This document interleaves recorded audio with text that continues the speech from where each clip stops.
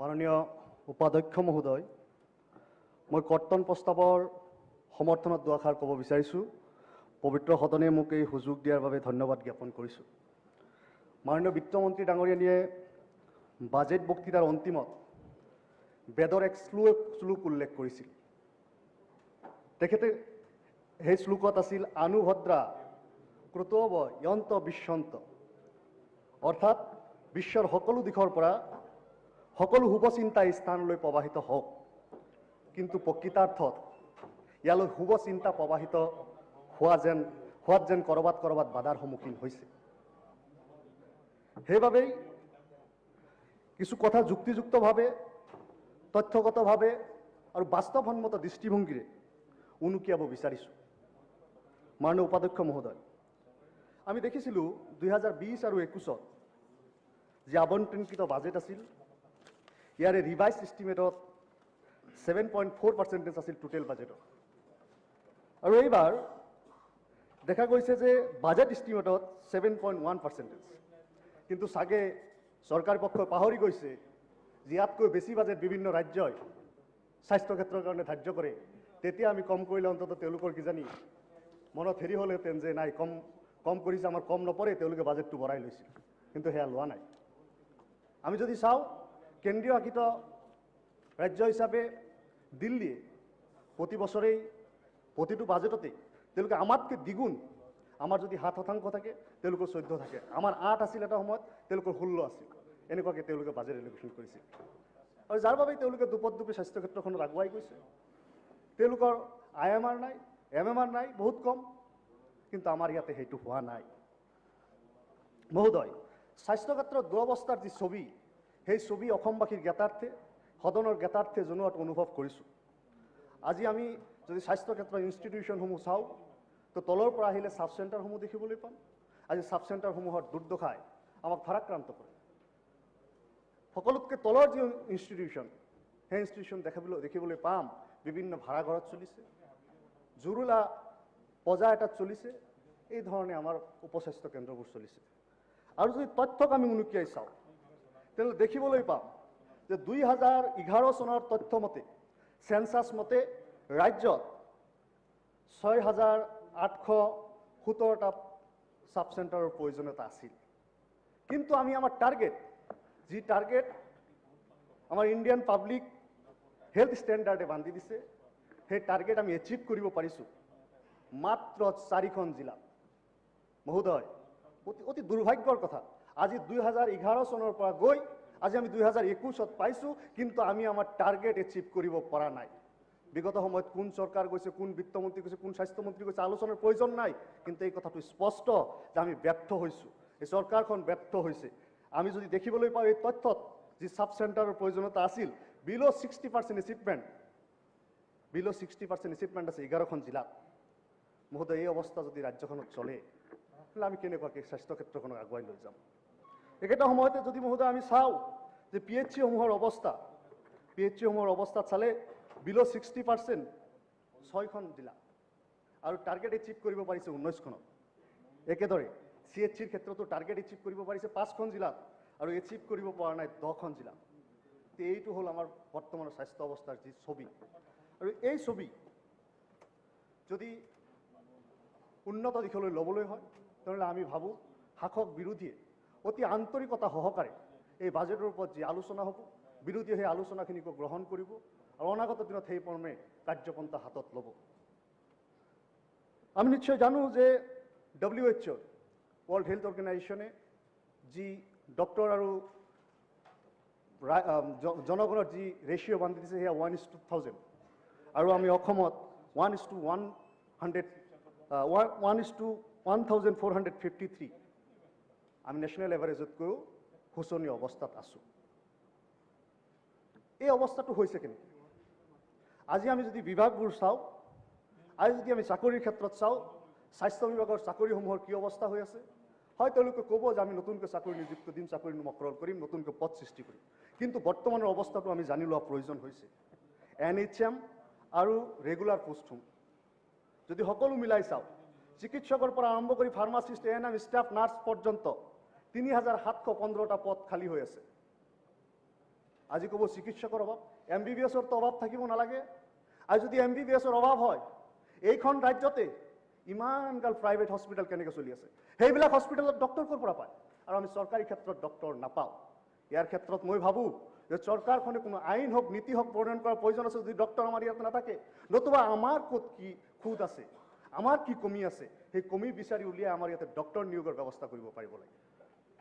মাননীয় উপাধ্যক্ষ মহোদয়, আজি অতি দুৰ্ভাগ্যৰে ক'বলগীয়া হৈছে যে MO স্পেচিয়েলিষ্ট ডক্টৰ আৰু মেডিকেল অফিচাৰ MBBS এপ্ৰুভ পোষ্টতে 1427টা খালী হৈ আছে। আৰু সেইটো সময়তে আমি NHMতে চলাই আছোঁ প্ৰায় 1140। তো এই যে কণ্টেক্সুৱেলতো ইমান আমি নিৰ্ভৰ কৰিবলগীয়া হৈছে, কেৱল আৰু কেৱল ঠিকা ভিত্তিৰ ওপৰত চলিবলগীয়া হৈছে। আজি দেখা গৈছে যে পেৰামেডিকেল ৱৰ্কাৰ্ছত প্ৰায় 21,000 পেৰামেডিকেল ৱৰ্কাৰ্ছ আজি স্বাস্থ্য বিভাগত নিয়োজিত হৈ আছে NHMৰ আণ্ডাৰত। চৰকাৰখনৰ যি মূল বিভাগ, আমাৰ চৰকাৰে যিটো পৰিচালিত কৰে, সেই বিভাগতো পদ খালি আমি কেৱল ঠিকাৰ ওপৰত ইমানবোৰ নিৰ্ভৰ কৰিবলগীয়াটো আচলতে ঠিক কথা নহয়। মহোদয়, আৰু এটা কথা আমি গভীৰভাৱে লক্ষ্য কৰিছোঁ, অনেক মেডিকেল কলেজসমূহত যিসকল সন্মানীয় প্ৰফেচৰ, ডক্টৰ, ৰেজিষ্ট্ৰাৰ তেওঁলোকে চাকৰিত নিয়োজিত হৈ আছে, তেওঁলোকে স্বেচ্ছাই অৱসৰ দিবলৈ ওলাইছে। তেওঁলোকে স্বেচ্ছাই তেওঁলোকে পদত্যাগ কৰিছে। আৰু পদত্যাগ গ্ৰহণ নোহোৱালৈকেও তেওঁলোকে পদত্যাগ গ্ৰহণ হোৱা নাই, নাকচ হোৱা নাই, তাৰপিছতো কিন্তু হস্পিটেলত যোগদান কৰি থকা নাই। মাননীয় উপাধ্যক্ষ মহোদয়, মন্ত্ৰী মহোদয় ভালকৈ জানিব আজি এই অৱস্থাটো কেনেকৈ হৈছে। আজি এই অৱস্থাৰ এই অৱস্থাৰ ওপৰত যদি চালি জাৰি চোৱা যায়, এই অৱস্থাবিলাক যদি বিশ্লেষণ কৰা নাযায়, তেনেহ'লে আমাৰ ৰাজহুৱা খণ্ডৰ যি স্বাস্থ্য অনুষ্ঠান, এই অনুষ্ঠানবোৰ জহিক হৈ যাবলৈ, এই অনুষ্ঠানবোৰ শোচনীয় হ'বলৈ বেছি দিন নালাগিব। আজি এই ক্ষেত্ৰত যিসকল চিকিৎসকসকল নিয়োজিত হৈ থাকে এনেকুৱা দায়িত্বত, এনেকুৱা গুৰুত্বপূৰ্ণ দায়িত্বত, এই ক্ষেত্ৰত সুপ্ৰিম কোৰ্টে অলৰেডি এটা rule that the government doctors' right to voluntary retirement is not absolute and can be curtailed in public interest. চৰকাৰে এইটো পাৰে আৰু চৰকাৰে সেয়া কৰিছে। তাৰ পিছতো যেতিয়া তেওঁলোকে মনা নাই, আমাৰ স্বাস্থ্য বিভাগে কিন্তু তেওঁলোকৰ বিৰুদ্ধে কি বিহিত ব্যৱস্থা লৈছে তাৰ কোনো স্পষ্ট নিদৰ্শন বা তাৰ কোনো স্পষ্ট কথা বতৰা আমি মন্ত্ৰী মহোদয় হওক, মুখ্যমন্ত্ৰী মহোদয় হওক বা চৰকাৰৰ পৰা আজিলৈকে পোৱা নাই। মহোদয়, এই যে তেওঁলোকে যে এনেকুৱাকৈ VRS ল'ব বিচাৰিছে, ইয়াৰ অন্তৰ্নিহিত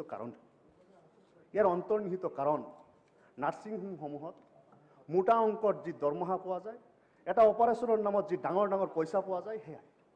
কিন্তু আমাৰ দৰিদ্ৰ নিপীড়িত খাটি খোৱা মানুহৰ অৱস্থা কি হ'ব? যিসকলে পইচাৰ অভাৱত চিকিৎসা কৰিব নোৱাৰে, যিসকলে দুবেলা দুমুঠি খাবলৈ নাপায়, তেওঁলোকেতো চৰকাৰী চিকিৎসালয়খনকে ভৰসা কৰে। আৰু সেই চৰকাৰী চিকিৎসালয় ভৰসা কৰাৰ সময়ত তেওঁলোকক এনেকুৱাকৈ বৰপেটা ফখৰুদ্দিন আলী মেডিকেল কলেজৰ নিচিনা মেডিকেল কলেজত যদি আমি পঠিয়াই দিওঁ, নহ'ব। আজি ছুপাৰ স্পেচিয়েলিটিৰ ক্ষেত্ৰত কি হৈছে? ছুপাৰ স্পেচিয়েলিটিৰ ক্ষেত্ৰত দেখা পাইছোঁ যে সমগ্ৰ অসমত তিনিখন মেডিকেল কলেজত, যদি মোৰ ভুল হোৱা নাই, ছুপাৰ স্পেচিয়েলিটি ইণ্ট্ৰডিউচ কৰা হৈছে। তাৰে এখনত অকণমান ভাল চলিছে, গুৱাহাটীখন, বাকী দুখন ভালকৈ চলা নাই। অসম মেডিকেল কলেজ কওক, শিলচৰ কওক, চলা নাই। আজি বৰপেটাৰ পৰা জৰুৰীকালীন অৱস্থাত সাধাৰণ মানুহ এজনকো, সাধাৰণ এক্সিডেণ্ট হোৱা কেছ এটাকো যদি নিউৰৰ কিবা প্ৰব্লেম থাকে গুৱাহাটীলৈ ৰেফাৰ কৰিবলগীয়া হয়। একেদৰে ধুবুৰীৰ পেচেণ্টৰ ক্ষেত্ৰতো একেই। এই যে অৱস্থাটো চলিছে, আমি সুধিছিলোঁ এই বিভাগৰ ঊৰ্ধ্বতন কৰ্তৃপক্ষ বা চৰকাৰী আমোলাক সুধিছিলোঁ যে আচলতে সমস্যাটো ক'ত? আমাৰ ইয়াতেতো MD পৰিছে, আমাৰ ইয়াতেতো DM হৈছে, তাৰপিছত তেওঁলোক ক'লৈ যায়? তেওঁলোকৰ যি উত্তৰ আছিল সেয়া আছিল হতাশজনক। এইকাৰণেই যে আমাৰ ইয়াতে চাকৰি কৰিব নিবিচাৰে। মহোদয়, MBBS পঢ়াওঁতে কিজানি মোৰ যদি ভুল হোৱা নাই, 50 পৰা 60 লাখ টকা আমি চৰকাৰী ৰাজকোষৰ পৰা এজন ছাত্ৰৰ পিছত আমি খৰচ কৰোঁ, অসমীয়া ছাত্ৰৰ পিছত, অসমৰ ছাত্ৰৰ পিছত। আৰু তাৰপিছত তেওঁলোকে মাত্ৰ এবছৰ সেৱা দি আমাৰ পইচাখিনি যদি শেষ কৰি গুচি যায়, সেইটোত নহ'ব। আমি ভাবোঁ, আমি বিশ্বাস কৰোঁ যে এই ক্ষেত্ৰত যদি কোনো আইন প্ৰণয়নৰ প্ৰয়োজন হয় আমাৰ ৰাজহুৱা স্বাস্থ্য ক্ষেত্ৰখন টিকাই ৰাখিবলৈ, তেনেহ'লে সেই ক্ষেত্ৰত চৰকাৰে আগবাঢ়িব পাৰে বা আগবাঢ়াটো আমি বিচাৰোঁ। আজি ৰাজ্যখনত জিলা আৰু মহকুমা যি অসামৰিক চিকিৎসালয় আছে প্ৰায় 40খন আছে। আৰু ইয়াৰে 11খন চিকিৎসালয়তহে ICUৰ ব্যৱস্থা আছে। এই কোভিড কালত ICUৰ কিমান প্ৰয়োজনীয়তা আমি সকলোৱে উপলব্ধি কৰিব পাৰিছোঁ। আজি যদি আমি চাওঁ যে অসম, মেঘালয় আৰু বাংলাদেশ সীমান্তত থকা অসমৰ 2খন জিলা, দক্ষিণ চানমাৰা আৰু ধুবুৰীত এখনো ICU বিচনা নাই। ইয়াৰ ৰোগীক ততাতৈয়াকৈ ICU-লৈ আনিবলৈ হ'লে গোৱালপাৰালৈ আনিব লাগিব, তেওঁলোকৰ নিকটৱৰ্তী জিলা। ধুবুৰীৰ পৰা আনিবলৈ হ'লে কোকৰাঝাৰলৈ আনিব লাগিব। কিন্তু গোৱালপাৰাত মহোদয় 6খন মাত্ৰ ICU বিচনা আছে, যদি মোৰ ভুল হোৱা নাই চৰকাৰী তথ্যত প্ৰকাশ। একেটা সময়তে কোকৰাঝাৰত আছে মাত্ৰ 16খন ICU বিচনা। এইপিনৰ পৰা গুৱাহাটী যদি পাৰ হৈ ব্ৰহ্মপুত্ৰ পাৰে পাৰে গৈ থাকোঁ, এইবিলাক একো সুবিধা পাবলৈ নাই। এই অৱস্থাটো কেনেকুৱা? এই অৱস্থাৰ পৰা হাত সাৰিবলৈ উপায় কি? এই অৱস্থাৰ পৰা আমি কেনেকুৱাকৈ ওলাই আহিব পাৰোঁ, সেই পথৰ সন্ধান আমি বিচাৰোঁ। মহোদয়, আননো কি ক'ম, মোৰ গৃহ জিলা বৰপেটা, যি অসামৰিক চিকিৎসালয় কলগাছিয়াত আছে, সেই চিকিৎসালয়খনত 11টা পদ খালী হৈ আছে। ইয়াৰে 7টাই চিকিৎসকৰ পদ। গুৰুত্বপূৰ্ণ কথা এয়াই যে ইণ্ডিয়ান পাব্লিক হেল্থ ষ্টেণ্ডাৰ্ডত চিকিৎসকৰ ক্ষেত্ৰত প্ৰথম স্থানত উল্লেখ থকা সেই মেডিচিনৰ ডক্টৰৰ ক্ষেত্ৰত মেডিচিনৰ ডক্টৰ 2জন থাকিব লাগে, কিন্তু তাতে এজনো মেডিচিনৰ ডক্টৰ নাই। আমাৰ আগৰ বক্তা এজনে কৈ গৈছে যে মেডিচিনৰ ডক্টৰ নথকা কালত যেতিয়া তাতে কোভিড কেয়াৰ বনোৱা কৰা হৈছিল, তাতে ৰেমডিচিভিৰ দিব পৰা যোৱা নাছিল। এই অৱস্থাটো বাৰম্বাৰ চৰকাৰক জ্ঞাত কৰা হৈ আছে। তাৰপিছতে এজন সাধাৰণ মেডিচিনৰ এজন MD বিচাৰি নোপোৱাটো অত্যন্ত দুৰ্ভাগ্যজনক। হয়, ক'ব যে কাষতে ফকৰুদ্দিন আলী মেডিকেল কলেজ আছে। ফকৰুদ্দিন আলী মেডিকেল কলেজত যদি ৱৰ্কলোড কমাব লাগে, যদি সেই অঞ্চলৰ অভয়পুৰীৰ পৰা আৰম্ভ কৰি বিভিন্ন বৃহত্তৰ অঞ্চলৰ যদি ৰোগীসকলক ভাল সেৱা দিব লাগে, আমি ভাবোঁ যে বৰপেটা অসামৰিক চিকিৎসালয় কলগাছিয়াখনক উন্নত কৰিব পাৰিব লাগিব। মইতো এইখিনিতে মই আৰু এটা গুৰুত্বপূৰ্ণ দিশ উনুকিয়াব বিচাৰিছোঁ।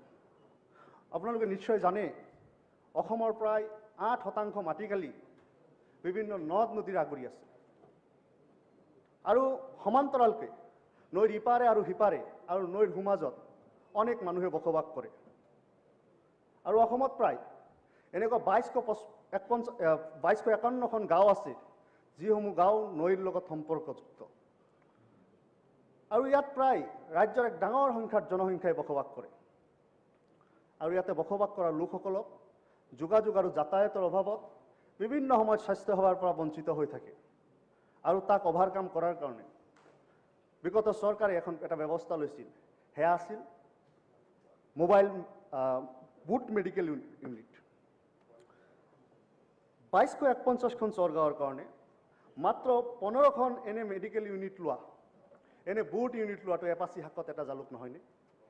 একেটা সময়তে সেই দুৰ্গম অঞ্চলবিলাকত বসবাস কৰা মানুহক যদি ততাতৈয়াকৈ কোনো হস্পিটেললৈ আনিব লাগে, তাৰ কাৰণে এম্বুলেন্সৰ কাৰণে মাত্ৰ অসমত 6খন নে 7খন স্পীড বোট এম্বুলেন্স আছে। এয়া দুৰ্ভাগ্যজনক মহোদয়। আমি আশা কৰিছোঁ যে এই ব্যৱস্থাটোৰ পৰা এই যে মোবাইল মেডিকেল ইউনিটৰ শ্বৰ্টেজ আছে, এই যে স্পীড বোট এম্বুলেন্সৰ প্ৰয়োজনীয়তা আছে, এই ক্ষেত্ৰত চৰকাৰে বিবেচনা কৰিব। এয়া সংকটৰ সময়ত কোভিডৰ দুটা ঢৌ আমাক জোকাৰি গ'ল, আৰু আমি বুজি উঠিছোঁ, চৰকাৰখনে বুজি উঠিছে, বিৰোধীয়ে বুজি উঠিছে যে চৰকাৰখন কিমান ষ্ট্ৰেংথ, হেল্থ ইনফ্ৰাষ্ট্ৰাকচাৰ আমাৰ কিমানখিনি আছে। আৰু এই সময়ত আমি কিছুমান কথা মুকলিমূৰীয়াকৈ পতাৰো প্ৰয়োজন হৈছে। যি কোভিডৰ টীকাকৰণ প্ৰক্ৰিয়া, কোভিডৰ পৰা হাত সাৰিবলৈ বা কোভিডক মোকাবিলা কৰিবলৈ আছে, সেই টীকাকৰণ প্ৰক্ৰিয়াটো ৰাজ্য কোনটো স্তৰত উপনীত হৈছে।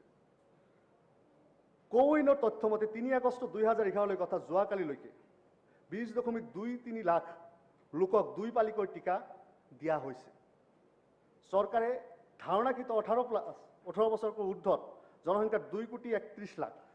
এনেতে ইয়াত আমি ক'ব পাৰোঁ যে 8.75% লোককহে সম্পূৰ্ণ টীকাকৰণ কৰা হৈছে আজিৰ দিনলৈকে।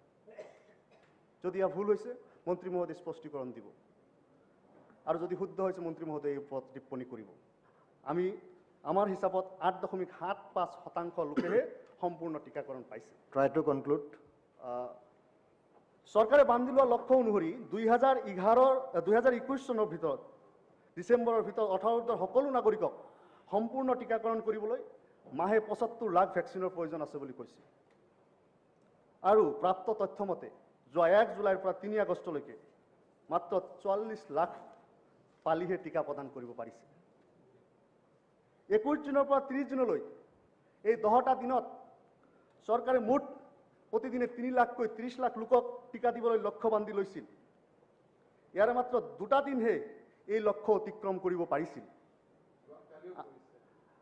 ছাৰ মই 30 জুনৰ কথা কৈছো আনকি এনে দিনো গৈছে যি দিনত সমগ্ৰ ৰাজ্যত মাত্ৰ 14,500 লোককে ভ্যাকচিন দিব পাৰিছিল সামগ্ৰিকভাৱে 10টা দিনত 16.63 লাখ মানুহক ভ্যাকচিন দিয়া হৈছিল অৰ্থাৎ যি টাৰ্গেট চৰকাৰে বান্ধি লৈছিল তাৰ 45% অৰ্থাৎ 45% এচিভ কৰিব পৰা নাছিল আপোনাৰ দলৰ আৰু তিনিগৰাকী ব্যক্তিৰ নাম দিয়া আছে গতিকে আপোনাৰ এইখিনিতে মই এক বাকি আলোকচিত্ৰ কেজনে দেখাব বিচাৰিছো টাইমটো কাটা খাব মহোদয় এইখিনিতে এক আলোকচিত্ৰ দেখাব ট্ৰাই বিচাৰিছো টু কনক্লুড এই আলোকচিত্ৰ লেহি 2 নং এলপি স্কুলৰ ইয়াতে ৰাতি মানুহে লাইন ধৰি আছে আঠুৱা টানি তাতে হুই আছে যে অহা কালিলৈ ভ্যাকচিন ল'ব আৰু মানুহখিনি এই অৱস্থাত আছে কিন্তু তেওঁলোকে ভ্যাকচিন পোৱা নাই তাৰ মানে ভ্যাকচিনৰ যোগান কম আমাৰ ইয়াতে কেন্দ্ৰই আমাক মাহিয়াইৰ দৃষ্টিৰে চাই নেকি এই প্ৰশ্ন কিন্তু উত্থাপিত হয় মই আশা কৰি মোৰ লিডাৰে মোৰ সময়খিনি বঢ়াই দিব আমাৰ পাৰ্টিৰ একাউণ্টৰ পৰা প্লিজ কনক্লুড